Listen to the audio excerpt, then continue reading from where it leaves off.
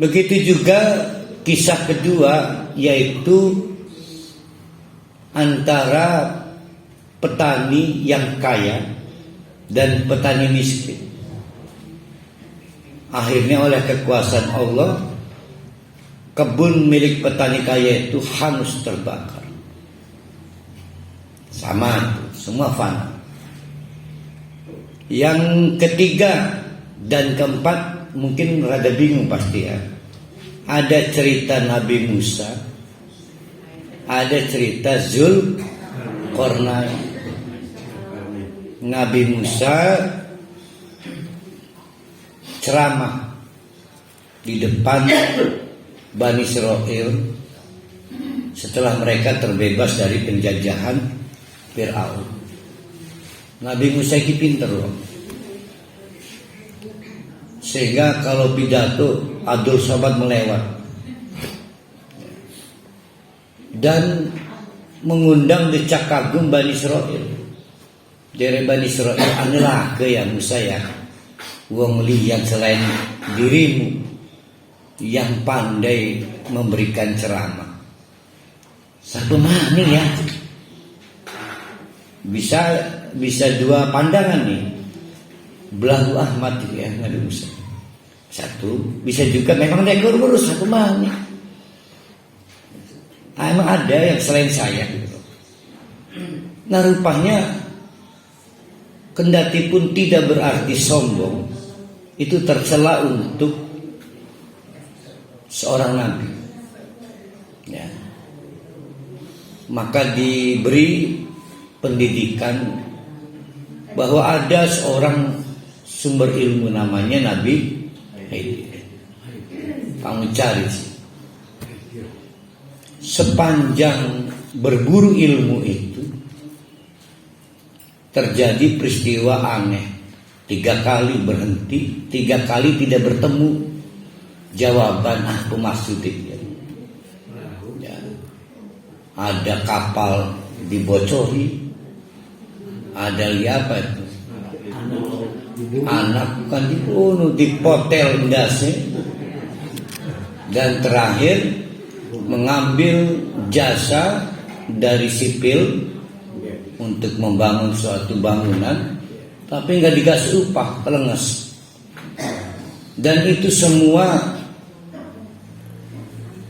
tidak bisa diterima Nabi Musa karena tidak adil. Apa yang bisa dipahami? Setiap kali mau protes tidak diberi jalan, bahwa itu enggak.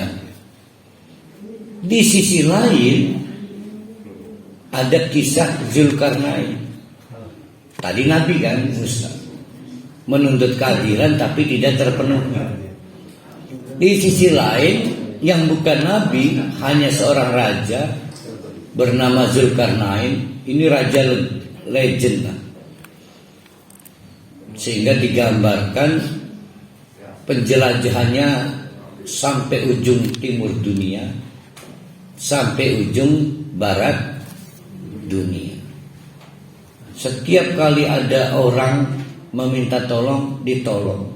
Semua rakyat yang pernah dipimpinnya itu bersyukur atas kepemimpinan Zulkarnain karena adil. Kok mudah amat ya Zulkarnain raja itu bisa memenuhi asas keadilan, sementara Nabi Musa tidak dapat memenuhi asas keadilan. Di situ kalau kita kaitkan dengan cerita pertama dan cerita kedua,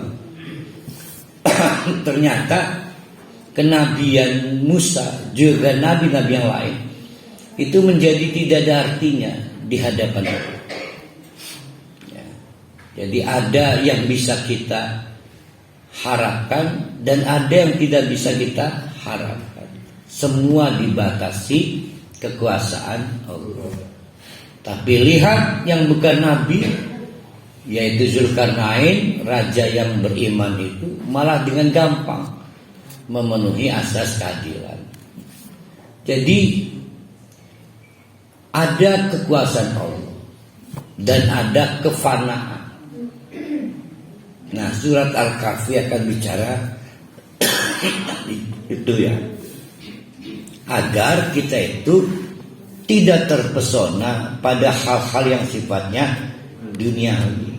Maka dapat dipahami dari sini nih, manfaat praktis membaca surat Al-Kahfi, tanda petik memahami adalah orang jadi tidak mendewakan dunia yang menjadi objeknya Dajjal. Karena Dajjal itu membangun pesonanya lewat keduniawian. Musa mewakili keilmuan. Ilmu itu pesona. Sedikit pinter sombong. Ternyata ada batasnya. Para pemuda itu dianggap ingusan. Namanya pemuda, sesugih-sugih pemuda ya tetap masih bocah. Belum punya kekayaan, belum punya materi, kecuali nempel ning wong tuane. Ane sing bocah nom sugih, misalnya Raffi Ahmad. Tapi jumlahnya pira sih? Ada Rohaliyah ya. Ya, ya jumlahnya sedikit lah. Secara umum anak muda itu dianggap minim aset. Tapi ternyata bisa bertauhid. Betapa banyak yang gara-gara kekayaan hilang tauhidnya. Dua. Yang ketiga kekuasaan. Zulkarnain itu. Jadi ada 3 tuh sumber yang membuat orang itu hilang tauhid atau merosot, padahal sifatnya fana, yaitu ilmu, kekayaan atau harta, dan keempat yang ketiga kekuasaan. Oke, yang jadi pertanyaan, kenapa wanita nggak mancing? Kan biasanya harta, tahta, wanita, setri, pria. Ya kan, wanita dan pria. Nggak masuk di situ ya. Buang wanita dan pria diganti ilmu.